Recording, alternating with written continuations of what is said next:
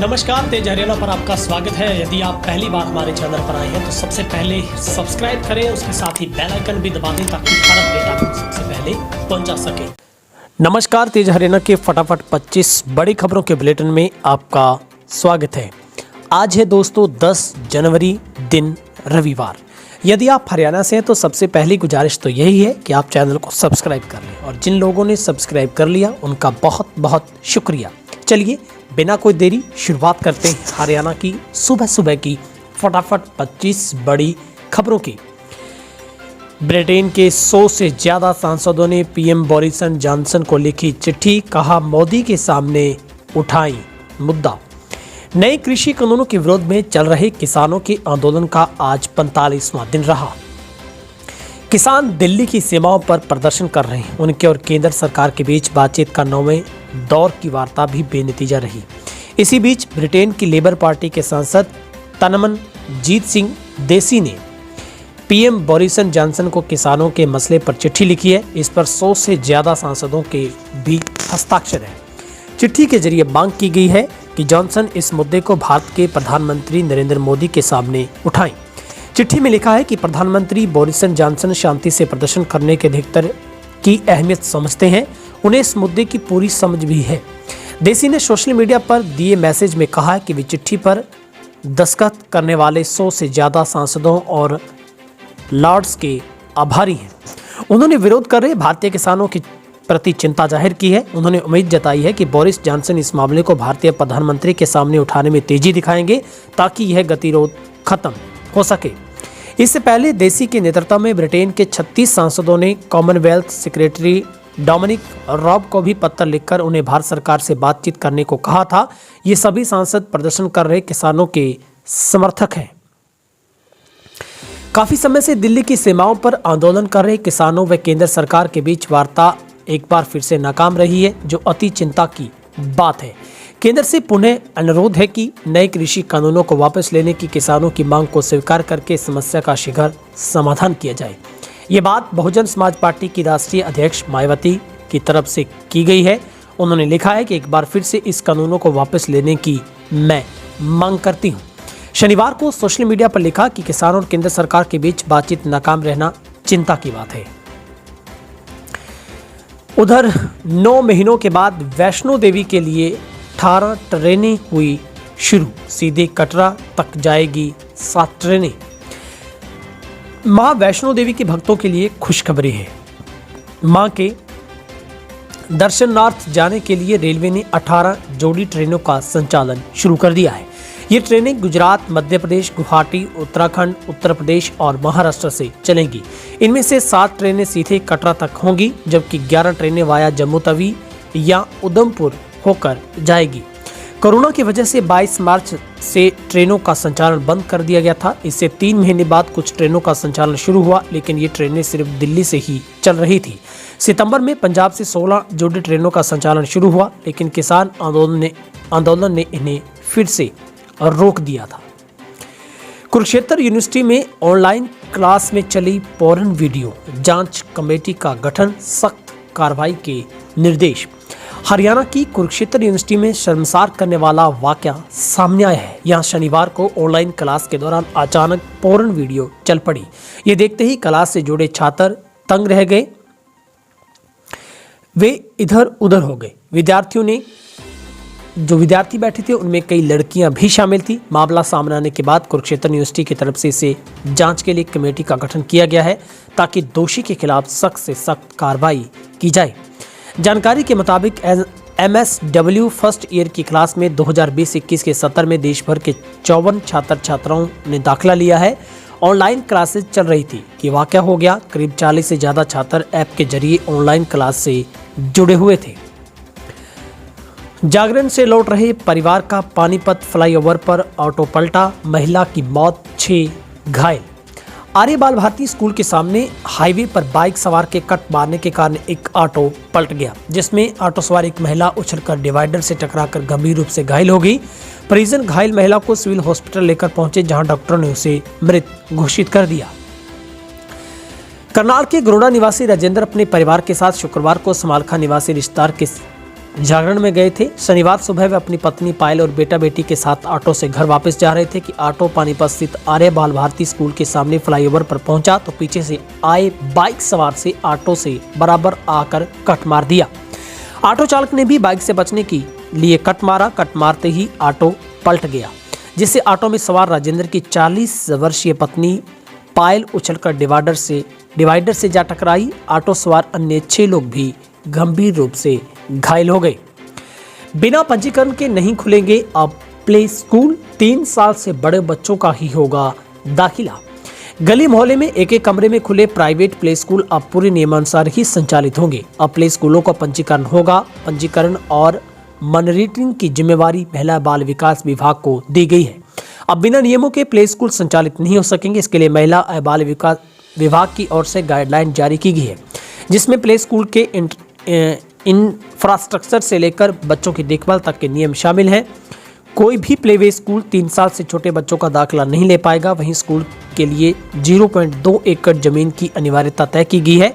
एक कक्षा में 20 से ज़्यादा बच्चे नहीं होंगे। किसी के पास बड़ा इंफ्रास्ट्रक्चर है या वह बच्चों की संख्या 20 से ज़्यादा करना चाहता है तो इसके लिए विभाग से अनुमति लेनी जरूरी होगी। कुंडली बॉर्डर पर मंच के पीछे जाकर किसान ने खाया जहर, हॉस्पिटल में तोड़ा दम। कुंडली बॉर्डर पर शनिवार शाम को पंजाब के किसान ने जहर खा लिया। वह मंच के पीछे पहुंचे और बिना किसी को बताए जहर निगल लिया। उनकी हालत बिगड़ने पर साथी किसानों को जहर खाने की जानकारी हुई तो अड़खम बचा। उन्होंने तत्काल एम्बुलेंस से शहर के निजी हॉस्पिटल में भर्ती करवाया गया। चिकित्सकों ने किसान का उपचार शुरू कर दिया। उनकी हालत गंभीर बनी हुई थी। पुलिस के अनुसार किसान की पहचान पंजाब के फतेहगढ़ क्षेत्र के गांव माचरी खुर्द निवासी सरदार अमरिंदर सिंह के तौर पर हुई है। पुलिस के अनुसार कुंडली बॉर्डर स्थित धरना स्थल पर मंच से शनिवार शाम को किसान नेता सरकार के साथ पहले दिन हुई बातचीत की जानकारी साथियों को दे रहे थे। इसी दौरान मंच के सामने से उठकर एक किसान पीछे की ओर चला गया। वहां पहुंचकर उसने जहर खा लिया। कुछ देर बाद उसकी हालत बिगड़ी तो हॉस्पिटल के आसपास के अन्य किसानों ने हॉस्पिटल में उसे पहुंचाया, लेकिन वहां पर उसने दम तोड़ दिया। इसे धरना स्थल पर हड़कंप भी मचा है। पीड़ित किसान को एम्बुलेंस से तत्काल शहर के एक निजी हॉस्पिटल में ले जाया गया था। किसान आज से तेज करेंगे आंदोलन। टिकरी बॉर्डर पर दीनबंधु छोटूराम और राजा नाहर सिंह को किया गया नमन। 3 कृषि कानूनों को रद्द करने की मांग को लेकर सरकार से 8वें दौर की वार्ता भी बेनतीजा रहने के बाद किसान अपना अब आंदोलन तेज करेंगे। किसानों ने आर पार की लड़ाई का मूड बना लिया है। शनिवार को बहादुरगढ़ के टिकरी बॉर्डर पर आंदोलन पर बैठे किसानों ने दीनबंधु चौधरी छोटूराम और राजा नाहर सिंह को उनकी पुण्यतिथि पर नमन किया। किसानों ने 26 जनवरी को गणतंत्र दिवस पर दिल्ली में होने वाली परेड में शामिल होने का ऐलान किया है। इसी बीच में 18 जनवरी को महिला किसान दिवस और 23 को नेताजी सुभाष चंद्र बोस का जन्मदिन भी मनाया जाएगा। हरियाणा किसान संयुक्त मोर्चा ने 23 से 25 जनवरी को बीच में पूरे देश के किसानों से अपने अपने प्रदेश में राज्यपाल के निवास का घेराव करने का आह्वान कर रखा है। इस मसले पर 11 जनवरी को सुप्रीम कोर्ट में भी सुनवाई होनी है, मगर किसान पहले ही कह चुके हैं कि सुप्रीम कोर्ट का फैसला चाहे जो भी हो, आंदोलन की राह पर ही रहेंगे। अप्रैल में आने वाली वैसाखी भी आंदोलन के बीच ही मनाएंगे। ऐसे में आंदोलन लंबा खिंचता नजर आ रहा है, जिनमें हजारों मरे मुर्गे फेंके गए, मचा हड़कंप, सैंपल लेकर मिट्टी में दबाए गए। हरियाणा में बर्ड फ्लू का खतरा लगातार बढ़ता जा रहा है। ऐसा ही मामला जींद में सामने आया, जहां पर जींद में बर्ड फ्लू के खतरे के बीच हजारों मुर्गों की मौत की सूचना मिली है। मृत मुर्गों को फेंका गया है। पशुपालन विभाग और वन विभाग की टीमें मौके पर पहुंची है। सफीदों के गांव बहादुरगढ़ के निकट शनिवार को किसी ने बंद पड़े ईंट भट्टे के पीछे हजारों की संख्या में मरे हुए मुर्गे फेंक दिए। लोगों को इसकी सूचना मिली तो हड़कंप मचा। इसे सूचना दी गई। इन मुर्गों के पास हैचरियों की गंदगी भी पड़ी हुई थी। सूचना मिलने पर पशुपालन विभाग और वन्य प्राणी विभाग की टीमें मौके पर पहुंची। उन्होंने मरे हुए मुर्गों के सैंपल लेकर जांच के लिए प्रयोगशाला में भेज दिए हैं। गड्ढा खुदवाकर चूना डालकर उन्हें दफना दिया गया है। शनिवार शाम को लोग बहादुरगढ़ के निकट पड़े भट्टे के पीछे से गुजर रहे थे, तभी वहां से ये सूचना लोगों ने प्रशासन को दी। मुख्यमंत्री करनाल में किसान महापंचायत में करेंगे शिरकत, देंगे करोड़ों की सौगात। हरियाणा के मुख्यमंत्री मनोहर लाल खट्टर 10 जनवरी को करनाल जिले के गांव कैमला में आयोजित होने वाली किसान महापंचायत में बतौर मुख्य अतिथि के तौर पर शिरकत करेंगे। इस अवसर पर वे विभिन्न उद्घाटन व शिलान्यास करके जिले के लोगों को 4717 लाख रुपए के विकास कार्यों की सौगात भी देंगे। इस दौरान मुख्यमंत्री कृषि कानूनों के बारे में लोगों से सीधा संवाद भी करेंगे। इस मत में जानकारी देते हुए एक सरकारी प्रवक्ता ने बताया कि मुख्यमंत्री जिन विकास कार्यों का उद्घाटन व शिलान्यास करेंगे उनमें करनाल जिले के घरोंडा विधानसभा क्षेत्र के लिए 22,59,45,000 रुपए के विकास कार्यों, नगर निगम करनाल के 336,80,000 रुपए की लागत के विकास कार्यों और स्मार्ट सिटी प्रोजेक्ट के तहत 2121 लाख की 5 परियोजनाओं का शिलान्यास शामिल है। हरियाणा पुलिस ने 2 कुख्यात अपराधियों पर किया 25-25 हजार का इनाम घोषित। हरियाणा पुलिस ने जिला पानीपत से फरार हुए 2 अपराधियों पर 25-25 हजार रुपए का इनाम घोषित किया है। ये दोनों अपराधी राकेश उर्फ काकू पुत्र महावीर निवासी लाखू बुआना थाना इसराना पानीपत और विकास थाना समालखा पानीपत से फरार है। दोनों के खिलाफ जान से मारने की धमकी, हत्या का प्रयास, आपराधिक षड्यंत्र और आर्म्स एक्ट के तहत कई मुकदमे दर्ज है। हरियाणा में 24 घंटों में 279 लोगों की कोरोना रिपोर्ट आई पॉजिटिव। वहीं पर 211 लोगों को किया गया डिस्चार्ज। हरियाणा में संक्रमित मरीजों का आंकड़ा पहुंचा 2,64,721 पर। फिलहाल 97.92% पर हरियाणा का रिकवरी रेट लगातार स्थिर। वहीं पर भिवानी और नूंह में कोई भी कोरोना का पॉजिटिव केस सामने नहीं आया है। सबसे ज्यादा केस गुरुग्राम में 88 लोगों की कोरोना रिपोर्ट पॉजिटिव पाई गई है। फरीदाबाद में 37, सोनीपत में 11, हिसार में 4, अंबाला में 15, करनाल में 11, पानीपत में 12, रोहतक में 23, रेवाड़ी में 3, पंचकुला में 23, कुरुक्षेत्र में 22, शिवनगर में 11, सिरसा में 3, महेंद्रगढ़ में 2, झज्जर में 5, पलवल में 4, फतेहाबाद में 1, कैथल में 2, जींद में 11 और चरखी दादरी में 1 शख्स की कोरोना रिपोर्ट पॉजिटिव पाई गई है। कोरोना मरीजों के लिए राहत की खबर है, जहां पर 25 जनवरी से पहले आ जाएगी वैक्सीन। किसानों के साथ 15 जनवरी को राजभवन का घेराव करेगी कांग्रेस, मीटिंग में लिया गया फैसला। कृषि कानूनों के खिलाफ आंदोलन छेड़ी किसानों के साथ कांग्रेस अब मुखर रूप से सामने आने लगी है। आज पार्टी हाईकमान ने नई दिल्ली में एक बैठक की, जिसमें किसान आंदोलन के साथ पंचायत चुनाव, पार्टी सिंबल पर लड़ने और अन्य कई मुद्दों पर चर्चा हुई। बैठक में फैसला लिया गया कि कांग्रेस किसानों के साथ 15 जनवरी को राजभवन का घेराव करेगी। बैठक के बाद जानकारी देते हुए पार्टी प्रदेशाध्यक्ष कुमारी सैलजा ने बताया कि बैठक में पंचायत चुनाव, पार्टी सिंबल पर लड़ने को लेकर चर्चा की गई है। उन्होंने कहा कि किसानों को लेकर 15 तारीख को कांग्रेस राजभवन का घेराव करेगी। कांग्रेस किसानों के साथ है। 15 तारीख को किसानों की मांगों को लेकर राज्यपाल से मुलाकात भी करेंगी। वहीं कांग्रेस के राष्ट्रीय प्रवक्ता रणदीप सिंह सुरजेवाला ने एक पत्र जारी करते हुए कहा है कि 15 जनवरी को देश भर में किसान अधिकार दिवस होगा। उन्होंने कहा कि भारत की पहली सरकार जिम्मेदारी से पीछा छुड़ाने के लिए किसानों को कह रही है कि सुप्रीम कोर्ट चले जाओ। उन्होंने कहा कि ऐसी मोदी सरकार गद्दी छोड़ घर चली जाए तो अच्छा होगा। सुरजेवाला ने कहा कि किसान न थकने वाला, न झुकने वाला, न ही रुकने वाला है। मोदी ने नकली किसानों से की मन की बात, काले कानून पूंजीपतियों के लिए बने।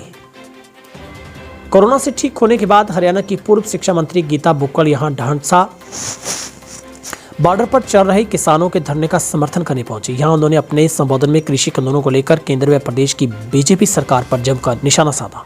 उन्होंने कहा कि एक तरफ तो देश के प्रधानमंत्री नरेंद्र मोदी मन की बात करते हैं, लेकिन ऐसा क्या कारण है कि किसानों के बीच आकर उनके मन की बात नहीं सुन रहे। उल्टा मोदी ने मन की बात कार्यक्रम में नकली किसान बैठाकर अपनी बात को साझा किया। उन्होंने केंद्र सरकार और पारित कृषि कानूनों को काले कानूनों की संज्ञा देते हुए कहा कि ये कानून केवल और केवल पूंजीपतियों को फायदा पहुंचाने के लिए बनाए गए हैं, जबकि किसानों का विरोध इस बात का परिचायक है कि काले कानूनों से किसानों को नहीं बल्कि देश के पूंजीपतियों को फायदा होने वाला है। बुक्कल ने कहा कि कृषि कानूनों को लेकर केंद्र व किसान संगठनों के बीच कई दौर की वार्ता हुई, लेकिन इस वार्ता में सरकार ने केवल और केवल किसानों को बहकाने की ही काम किया है। उन्होंने गणतंत्र दिवस पर किसानों को दिल्ली पहुंचने के कार्यक्रम का समर्थन करते हुए कहा कि इस दिन हमारा जवान व किसान सरकार को अपनी ताकत दिखाएगा। घास काटने गई महिला का मिला शव। सिरसा के गांव कुम्हारिया में उस समय सनसनी फैल गई जब एक महिला का शव खेत के पास मिला। महिला के सिर में चोट के निशान थे। पुलिस ने शव को अपने कब्जे में लेकर सिरसा के नागरिक हॉस्पिटल में पोस्टमार्टम के लिए भिजवा दिया है। चोपटा थाना पुलिस ने मृतक महिला के भाई की शिकायत पर अज्ञात हमलावरों के खिलाफ मामला दर्ज किया है। मृतक महिला मैना देवी के भाई राजेश ने बताया कि उसकी बहन मैना देवी खेत में ही घास काटने गई थी, लेकिन काफी देर तक जब मैना देवी घर नहीं पहुंची तो उसकी तलाश शुरू की गई, लेकिन कोई सुराग नहीं मिला। उसके बाद पुलिस को सूचना दी गई। मैना देवी खेत से गायब होने की सूचना पर ग्रामीण और पुलिस सहित परिजनों ने सबसे पहले खेतों में सर्च अभियान शुरू किया। सरसों गेहूं के आसपास के खेत देखने के बाद भी जहां कोई सुराग नहीं मिला तो 12 घंटे के बाद परिजनों ने कुएं देखने शुरू किए। तब खुद के ही खेत के कुएं में उसका शव मिला।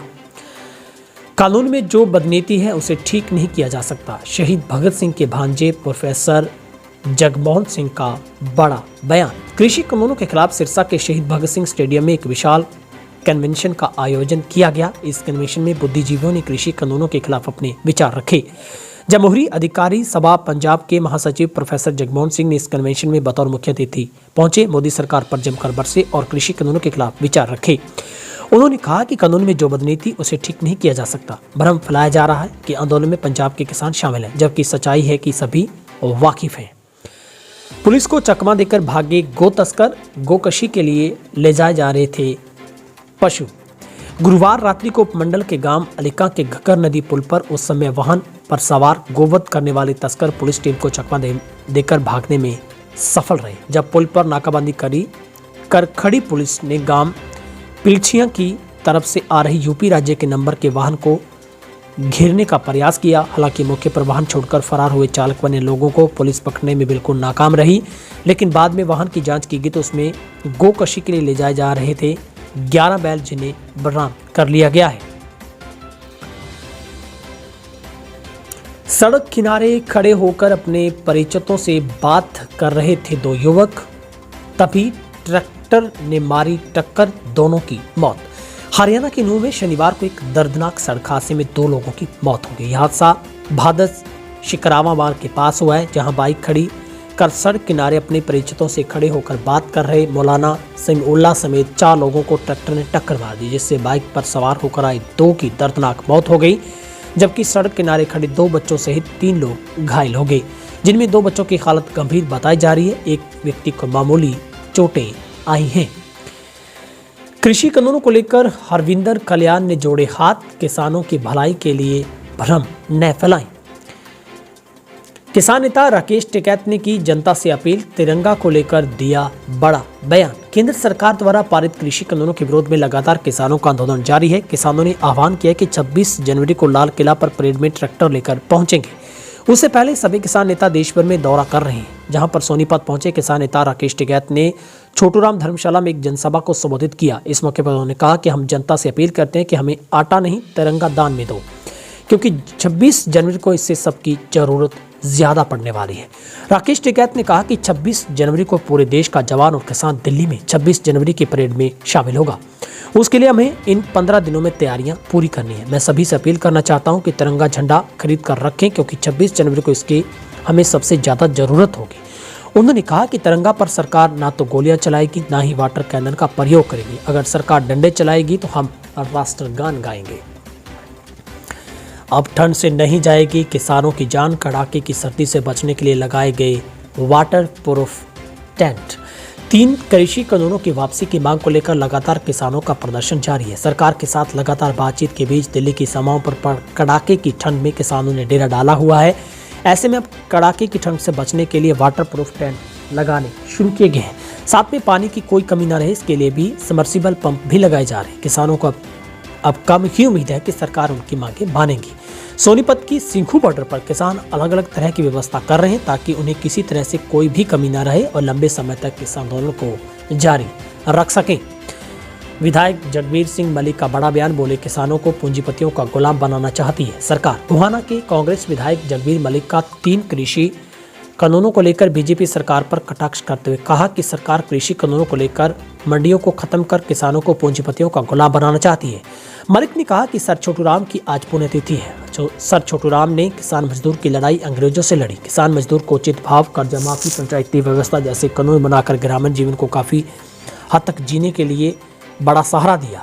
सर छोटूराम सभी वर्गों के मसीहा थे। जो सर छोटूराम ने विरोध किया, वहीं सरकार कानून बनाकर किसान मजदूर को बर्बाद करना चाहती है और पूंजीपतियों को आगे गुलाम भी बनाना चाहती है।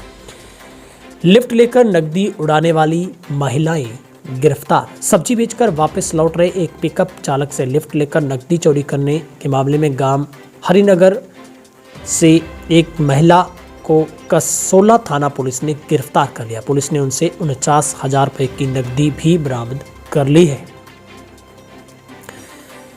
जयपुर के गांव ढानी बाग निवासी प्रहलाद ने पुलिस को शिकायत दी, जिसमें कहा कि वह बृहस्पतिवार को बहादुरगढ़ से सब्जी बेचकर वापस कोटपुतली लौट रहा था। जब वह रेवाड़ी NH 71 पर पटौदी रोड पुल पर पहुंचा तो दो महिलाएं ने उन्हें लिफ्ट ले ली।